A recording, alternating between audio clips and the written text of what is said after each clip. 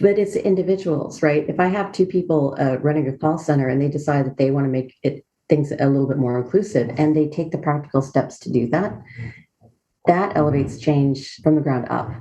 And then other departments can see, oh, wow, they're really functioning in a very healthy way. Their productivity is up, their retention's up, all the visible metrics are good.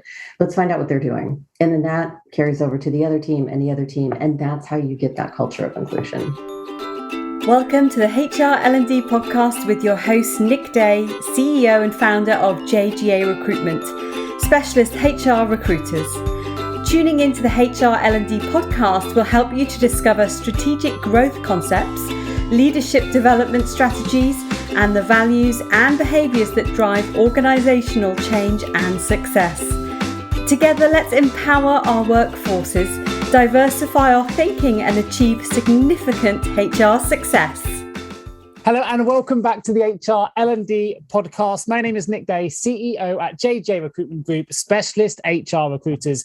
Now, whether, of course, you're listening to this for the first time or the 100th time, please let me take this opportunity to say thank you for joining me today, especially because I have a fantastic guest, particularly if you're interested in returning to work or, of course, if you're interested in the issues surrounding diversity and inclusion. Because today I'm joined by Dr. Jen O'Ryan, who is an inclusion, diversity and equity strategist and expert who is very much focused on helping people to build authentically inclusive and welcoming companies. Now, for my HR L&D audiences out there and the leaders listening to this is absolutely top agenda stuff for a lot of you in your business at the moment. So I hope this will be a very insightful journey into the world of ED&I. Now, with plenty of experience in leadership, mental health, and change management as well, there's lots we can talk about. I should also add that Jen holds a PhD in human behaviour, which focused on gender identity and sexual orientation, as well as an MBA in technology management and a BA in ethics and human behaviour. So we are definitely joined by an absolute expert here and someone who really understands the challenges that HR and L&D leaders like yourself are facing at the moment when it comes to developing a culture of inclusiveness for employees, clients, and of course, customers. Now, Jen is also founder and principal of Double Tool Consulting and the author of the best-selling book, Inclusive AF, a field guide for accidental diversity experts. It's designed for anyone thinking about inclusion and diversity, and it's something we're definitely going to be finding out more about during the course of this podcast. So without further ado, Dr. Jen O'Ryan, very much welcome to the show. Thank you so much for having me. I'm very excited to be here today. Yeah, my absolute pleasure. I'm going to start with the first question, which isn't necessarily related to returning to the office or diversity and inclusion. It's a question I ask all my guests, which is, what do the words human resources mean to you? I think it's gone through so many evolutions, right? Like my first response is the 1970s 9-to-5 human resources, where it was just kind of the basic mechanics of onboarding people and making sure everybody was functioning correctly. Now I think it's really gone more to good humaning. Like how do we get the best out of people and contributing in the best way that they can for the organizational goals? For sure. No, great no small task. I think HR leaders will be out there going, yeah, couldn't agree more. So let's jump into this. My introduction probably gave a lot of background to your expertise here, but why is everyone talking about diversity and inclusion now? I mean, I've been running this podcast now for a couple of years. It wasn't necessarily top of the agenda for HR professionals, even I'd say as close as 2 or 3 years ago. But right now it seems to be absolute top priority, which makes me think, one, why wasn't it before? And B, why is it now? Yeah, and there's so many different elements of that. So I started really focusing in DEI about 6 years ago. And then it was more about issues around opening doors for historically marginalized, historically ignored populations, and really a lot of focus around gender and what does that mean? And when we talk about pay and gender gaps, what does that actually look like? And I think all the changes that we went through in 2020, the economic uncertainty, the shutdown, the pandemic, the George Floyd murder, all of the civil unrest related to that, I think that really cleared the table and opened a lot of doors for executives and HR leaders to say, we don't even know where to start with all of this, but we want to do the right thing. And so we're listening. We have questions and bringing in all the different experts that can help them through that. And I think that has really elevated the need for not just, checkbox diversity, but really internalizing, no, we need all these different perspectives, because that's the differentiator, right? That's an organization or a company survives a disruption. Sure. Whether that disruption is a new technology or that disruption is all the uncertainty that we've had over the last few years, we need those diverse perspectives. And I think that has really triggered the need for real conversations around inclusion and diversity. I think you mentioned a great point there, which is that checkbox diversity. And I think for the businesses that have kind of followed that approach initially, they're doing it because it seems to be doing the right thing rather than authentically doing the right thing. It's those businesses that haven't necessarily been able to overcome toxic work environments, or because they don't have an authentically great inclusive culture, because all they've done is a checkbox exercise. So what do you find when you're looking at those kind of businesses? Are there any sort of commonalities in relation to what people are doing wrong or what they get wrong when it comes to diversity and inclusion, or why they're unable to overcome, for want of a better term, a toxic work environment? Oftentimes it's because it's not fully resourced. So I have identified over the course of the last 2 decades of doing change management all the different reasons that these initiatives tend to fail. But honestly, it comes down to typically a lack of resources. So focus, time, and dedication. It's a sustained effort. It's not something that you can have a 6-week session on unconscious bias and then all of a sudden your workplace just figures it out, right? Humans are messy, and so you need that sustained effort. And then oftentimes I think that so much of this is put into an HR silo conversation. So a lot of these initiatives, organizational health, toxic work environments, inclusion, diversity, tend to just fall in HR. And HR professionals, for all the good that they do, they may not be equipped, or they may not have the capacity or even the interest or desire to really champion the deep internal conversations that need to have. And they're really, they can be really emotionally charged conversations as well. For sure. And so I think it starts with taking that DEI conversation out and breaking it out of a silo of, okay, we have organizational health here and our diversity initiatives here, and then HR over here, and really seeing how it infuses into the entire organization, because it lives in the daily experience of individuals. Right? Absolutely. It's an interesting point as well, because I think, and I mentioned this in a previous podcast that I've recorded, which is HR leaders have a really tough job at the minute because they're supposed to be experts in everything. And it's simply not possible. And diversity and inclusion now is one of those areas, you mentioned it there, that often falls into the jurisdiction of an HR professional to lead on that. So we are seeing some responses, and you mentioned resources there. So just thinking about that, well, I've seen a lot of businesses, particularly the larger brands that have probably bigger budgets, suddenly hiring chief diversity officers and different individuals specifically focused on improving diversity and inclusion for their business. And you think on one hand, that's fantastic because they're investing in change and improving their the way their inclusivity across the board. Sometimes I see them only on a fixed term contract basis, which I think throws up a slightly different question. Is this a continual investment, or is this something that they think can be changed quickly? And maybe it can be, I don't know. So, but also, not everyone has those resources to be able to hire in a dedicated individual responsible for that element. So I guess I don't know where I'm going with the question. Maybe is it, how would you recommend a smaller business without those resources tackle the issue? And for those that have got the resources to bring in a chief diversity officer, so to speak, what's the next step after that? Because obviously that's the start of the process, I would imagine. Yeah. And a lot of it really has to do with, they have a chief diversity officer, but where does that CDO align? Yeah. Because if that CDO aligns with HR, then they're naturally going to tend towards whatever the agendas and the initiatives of that VP or that environment is. But to the larger question, I think it's really very similar answers in the small business owner or a startup environment or a global entity, right? It comes down to just being aware of what are the big pitfalls, what should they be looking for, and that's where it comes to that sustained effort. You have these aspirational goals, your CDO's outlined. Here's all the things we need to accomplish. We have data from HR, and we know from our operations teams this is really what needs to change. But then you need those individuals in the middle, what I lovingly call the accidental experts, who really know how to take those initiatives, break it down, and then execute. Implement things that are safe and effective, and really have meaningful impact. And that is actually one of the reasons why I wrote the book, because it makes it more accessible for individuals who don't have the resources or want to work with a consultant to really say, okay, I can break this down. And if it's just me and another coworker, here's the things that we can do within our realm to make it a little bit better. And oftentimes that's how change starts. Like, yes, you need the executives, you need the C-suite level support, but it's individuals, right? If I have two people running a call center and they decide that they want to make things a little bit more inclusive, and they take the practical steps to do that, that elevates change from the ground up. And then other departments can see, oh, wow, they're really functioning in a very healthy way. Their productivity is up, their retention's up, all the visible metrics are good. Let's find out what they're doing. And then that carries over to the other team and the other team. And that's how you get that culture of inclusion and overall good humaning is what I like to call it.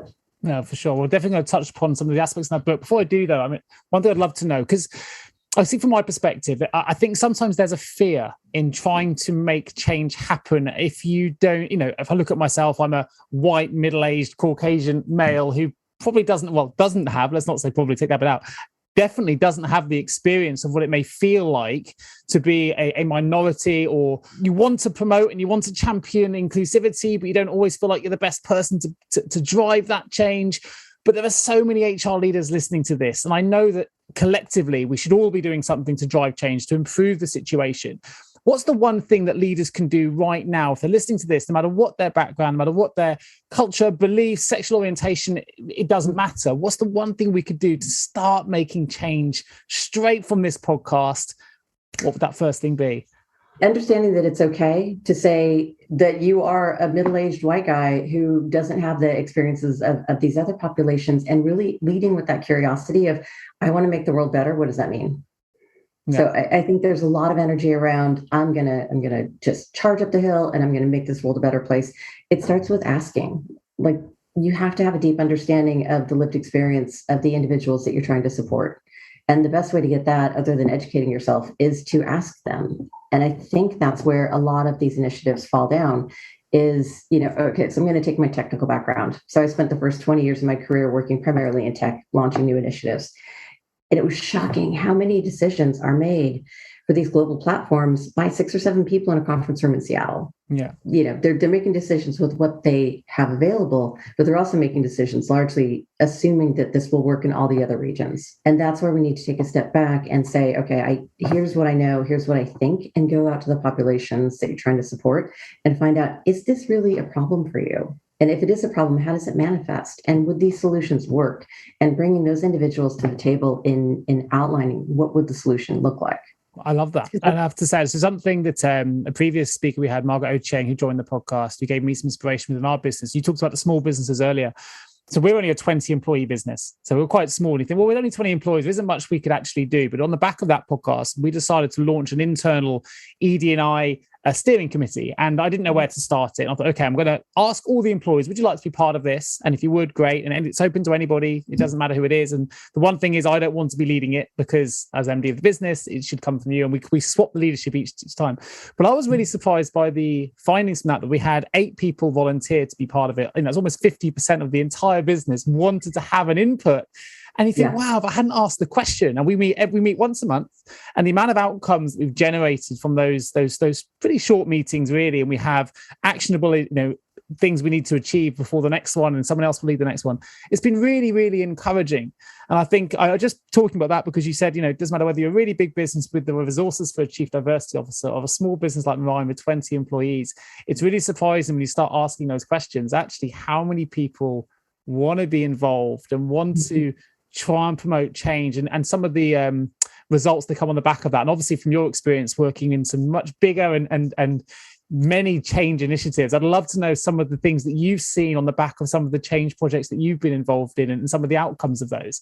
It's been revolutionary. Now that we're in more of a digital environment and everything's going virtual, it comes down to, how are you representing your brand, for lack of a better word, everywhere? So everything speaks, right?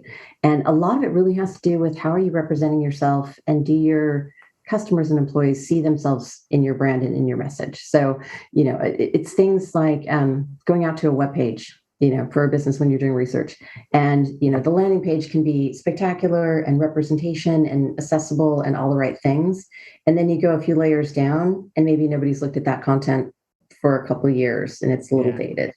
And that's the type of thing that, and I love that you had such a high amount of interest and engagement in that, because again, it's the individual collectives who really will drive that change. And they'll also ask a lot of questions that you and I might not even think about. Yeah, and actually, surprisingly for us, we found some of the more introvert individuals actually voicing the most in those individual meetings. Like they gained some confidence and really found their voice, which I thought was fantastic. Of course, I mentioned in the introduction, Jen, that you are, of course, author of the best-selling book, Inclusive AF, a field guide for accidental diversity experts. It's a book designed for anyone thinking about inclusion and diversity in their business, which I imagine is most of the people listening to this podcast right now, which is great. Inside the book, you do offer a fantastic 3-part roadmap for anyone who is implementing ED&I initiatives in the workplace at the moment.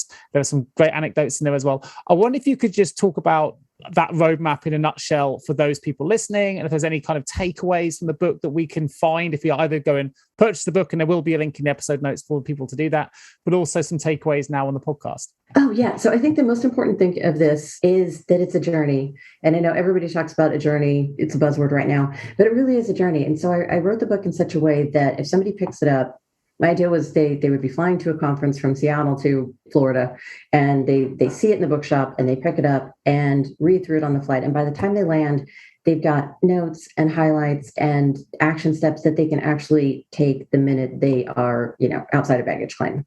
Yeah.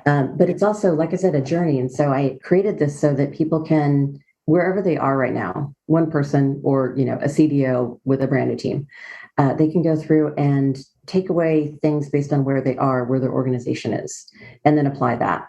And then 6 months later, they come back to the book and they're like, okay, well, now we're in a very different place, or something's changed in the industry, and they flip through and they can find sections that get them through that next level.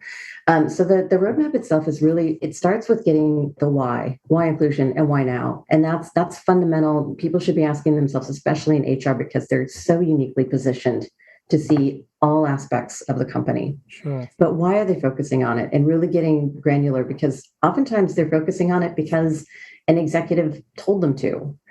And that's valid, but you need to figure out, okay, if that's the why, then how do we structure our initiatives in a way that meets that need, but also has meaningful impact to employees and isn't just kind of a flavor of the week tagline. Then once you really have a good grounding in the why, then it builds on, okay, here's things you should think about based on the size of your organization, the amount of influence that you have. Are you an individual contributor, or are you senior director in HR, or are you the owner of the company and you have 2 employees? But getting a sense of like where your industry is, how people are receptive to information. Because if I'm working with a small tech startup, they're typically going to have a different way of absorbing information than if I'm working at a very mature company where most of the people are 45 years or older. And that's not a generalization based on cohort. It's just kind of like the ecosystem.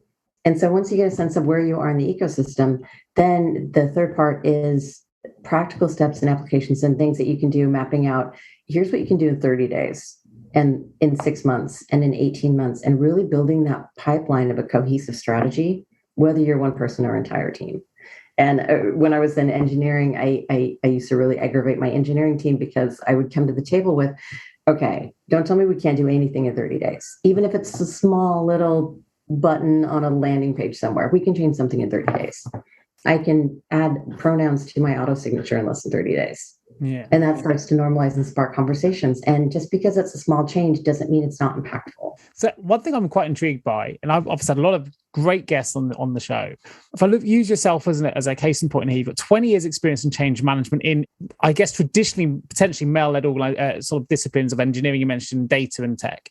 You've got over 10 years worth of study. If you look at right back to your BA in human ethics and then the PhD in diversity and inclusion, this is something that clearly really burns passionately for you as a subject area, as a research area.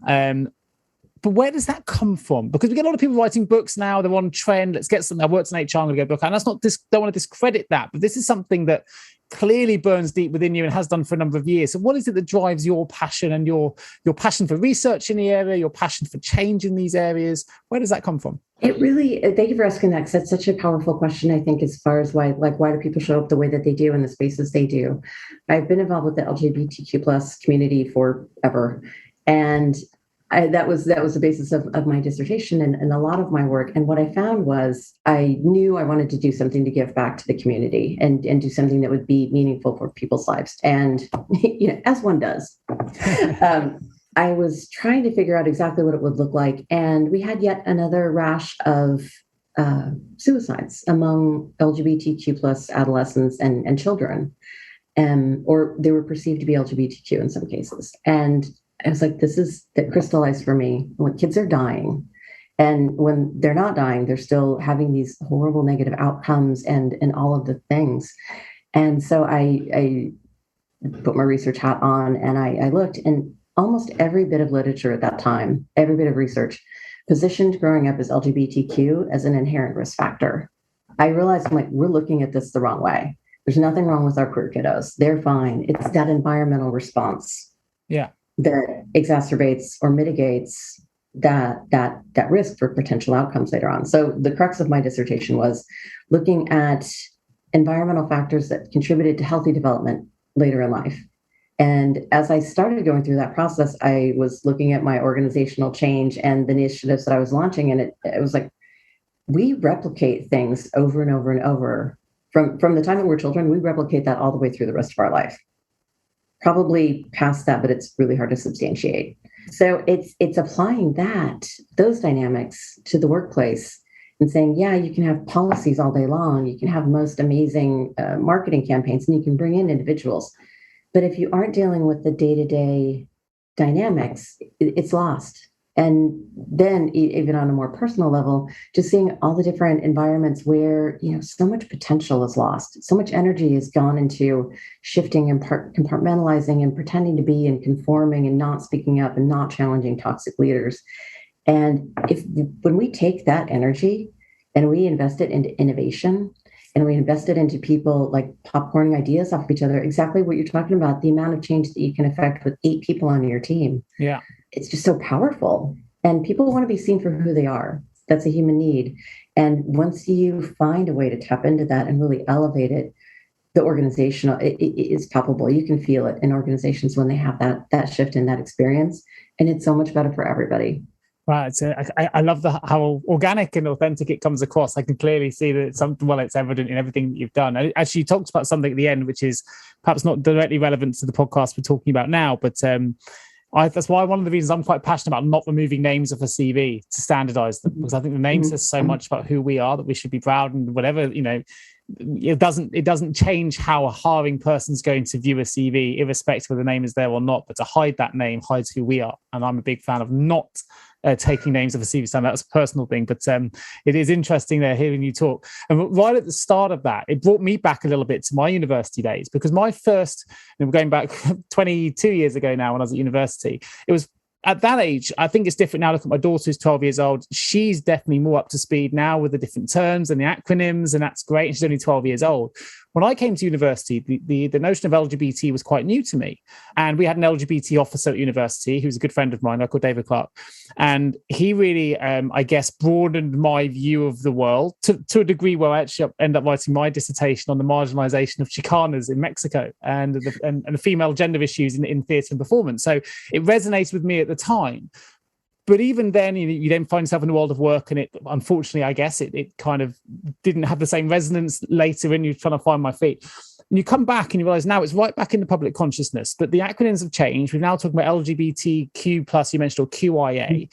I wonder if you could just help for the listeners who may be similar to me before. What are the differences now in relation to gender identity and orientation? Is there a recommended way that HR leaders should be tackling LGBTQIA issues in the workplace? Is it now old-fashioned to think of it as an LGBT agenda? Do we need to think of it in broader terms now? Because obviously going back 20 years, but I knew it as LGBT 20 years ago, and now it's changed, it's evolved.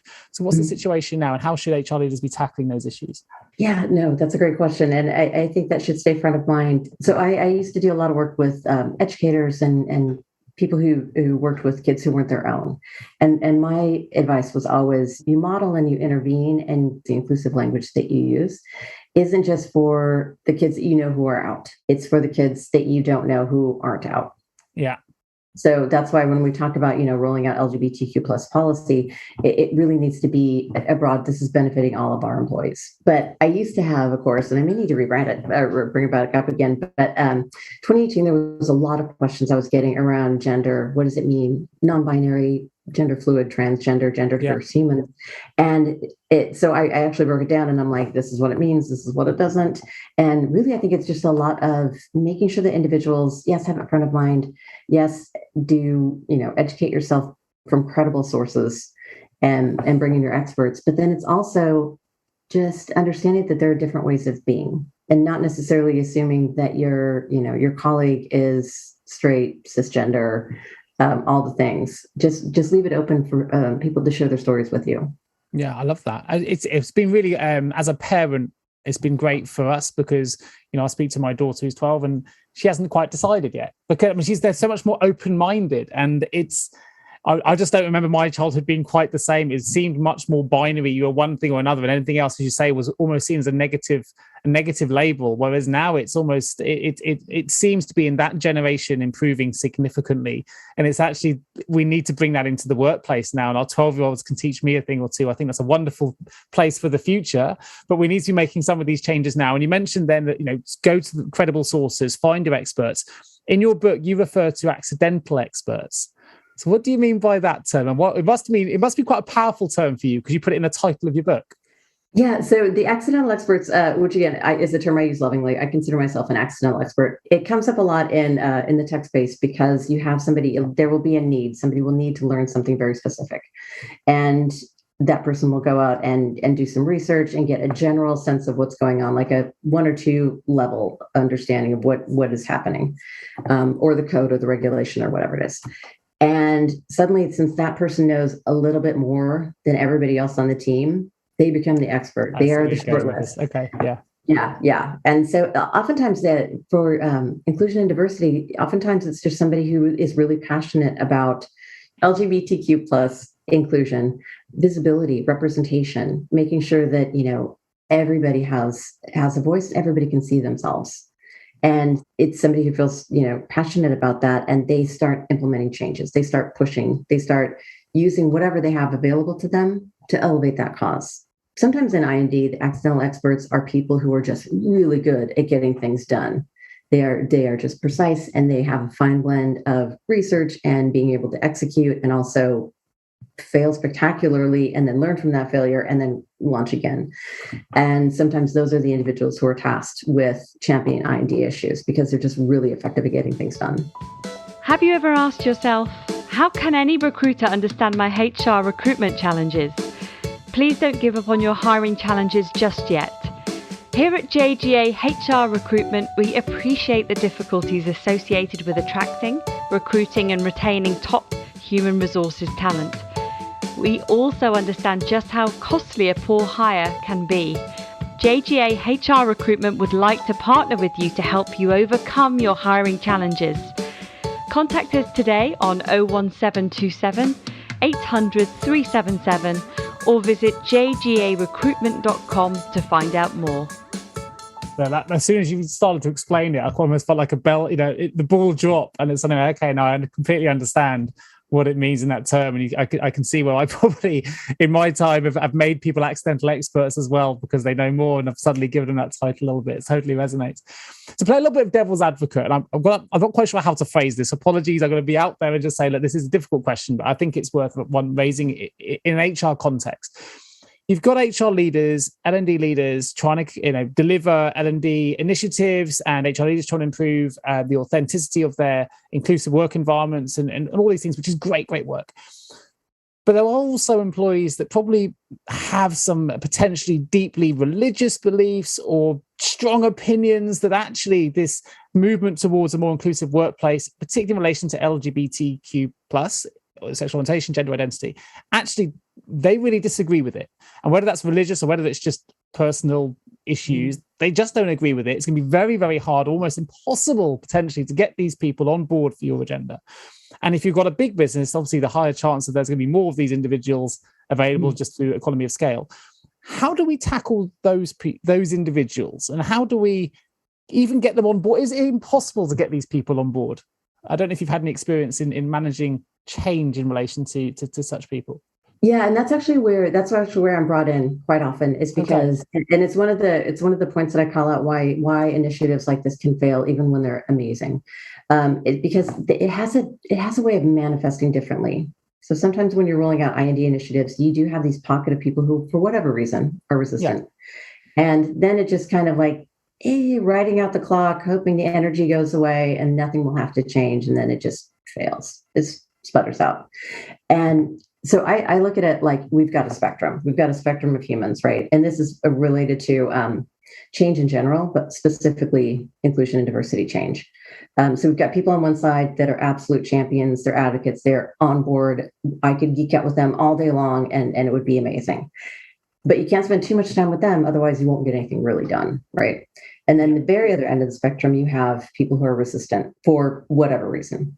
Unfortunately, there's just a percentage that will never come along. But in the middle, you have this huge population of what I like to call the ambivalents. So people who, they walk through the world without ever having to think about what it's like to be a woman of color or LGBTQ+, or a marginalized population. They just haven't thought about it. And those are the people that I like to bring in, because once they think about it a little bit differently, and once they see the experience of this other segment of the population, it's easy to bring them over to that end of the spectrum. Sure. where they become advocates and champions for it. I mean, I use it like the experience of the curb cutouts that we have in the States. I'm sure where you are as well. They have the curb cutouts for people with mobility issues.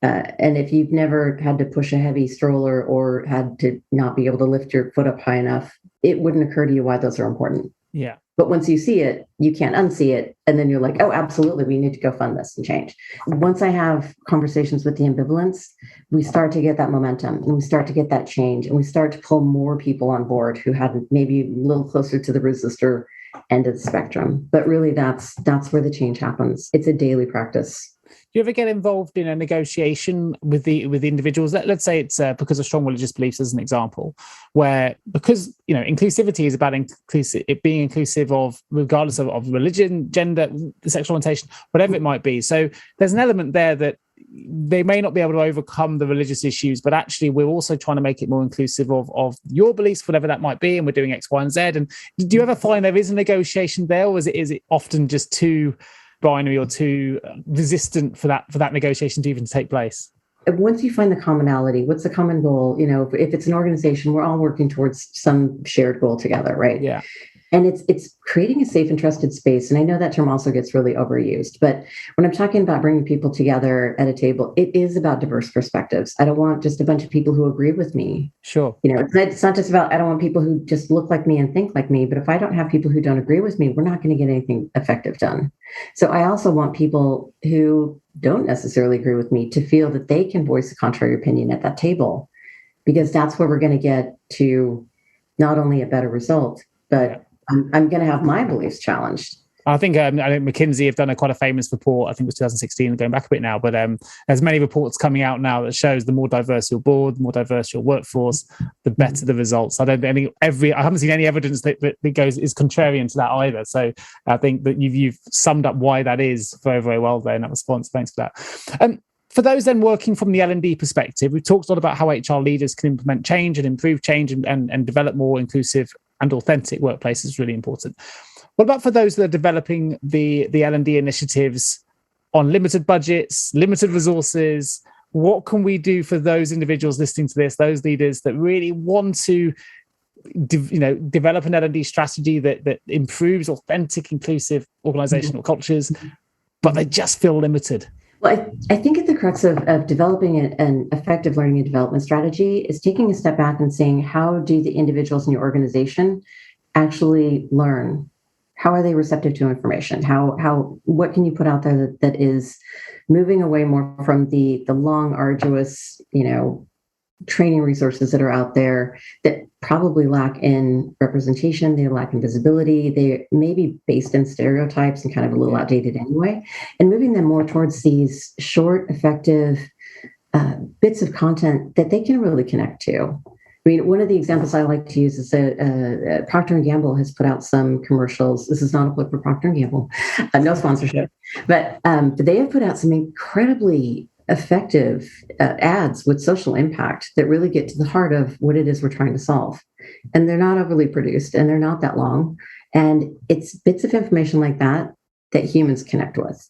more effectively in my perspective than having them watch a course with different scenarios and clicking and taking a quiz and assessment. So it also lends in well to not having a lot of budget, because those are things that you can create pretty inexpensively. So keeping it in-house actually can be a lot more cost effective in the long term, potentially, in terms of results, than maybe outsourcing, or because you're keeping it in-house, you're building that culture internally. And it might seem like it's an expensive and time-consuming process maybe to begin with, but actually the long-term impact is potentially more significant if you're able to do that. Yeah. And really keeping front of mind, what is it that you're trying to get out? Do you need to have your employees have a bit of information because of a regulation? Or do you want them to really understand the nuance of a specific topic? Because the nuance of a specific topic, you can record yourself on a phone for 45 seconds, and that will actually probably get more engagement because people want that human aspect of it.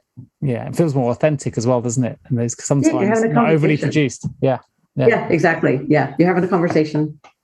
I'm gonna redirect the needle a little bit, just because I know that you're involved heavily in change management. I know this is something that you've been quite heavily involved in recently, which is post-pandemic officers returning to the workplace and returning to offices. And we found, particularly in recruitment now, huge percentages of workforce is either working completely at home, going back to a hybrid office, or even full-time back to the office.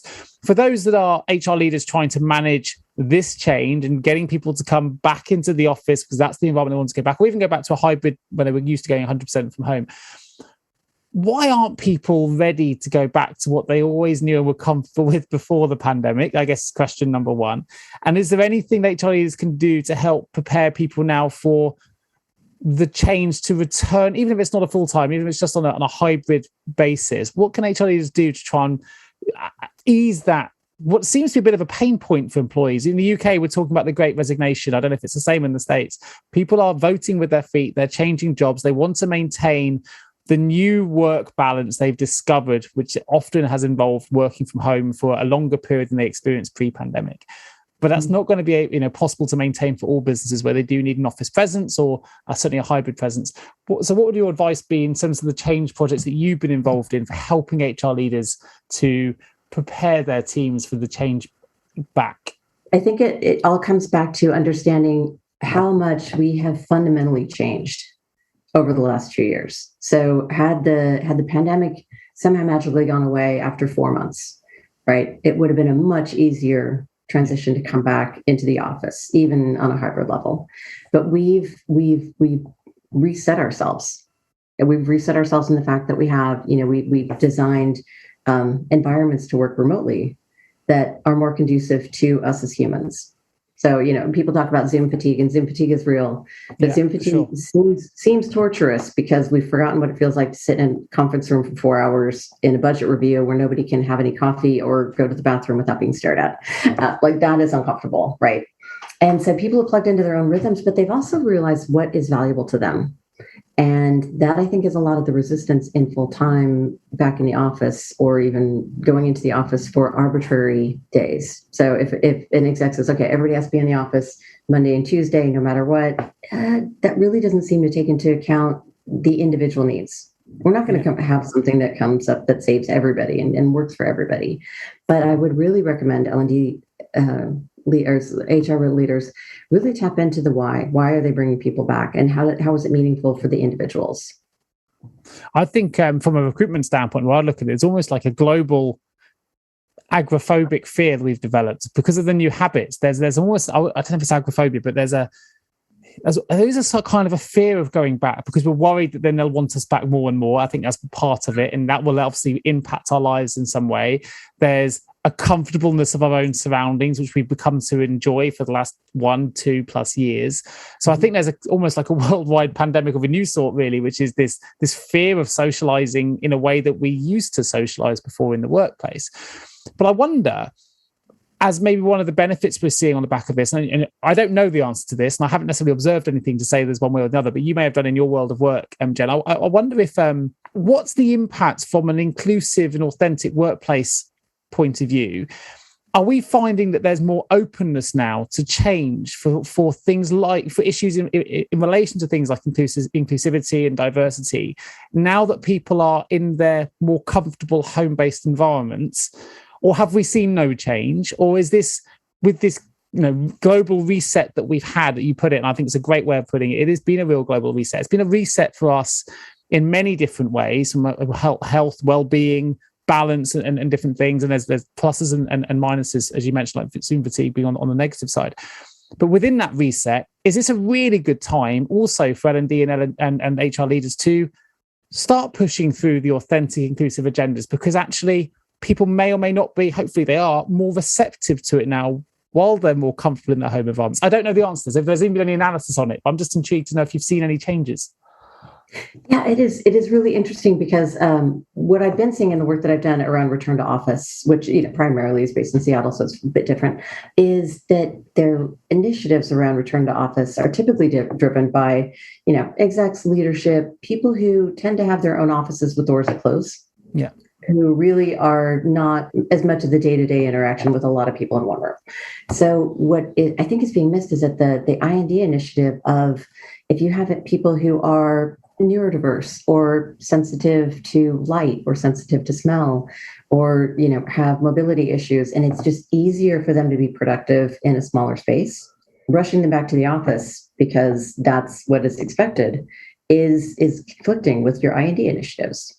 Do you see what I mean? So it's interesting. I would highly encourage executives and HR leaders to think about, when you talk about health and well-being about your employees, that it should be beyond don't catch a horrible disease, or you know what I mean? Health and safety and well-being. Sure. I get it. Yeah, is deeper, right?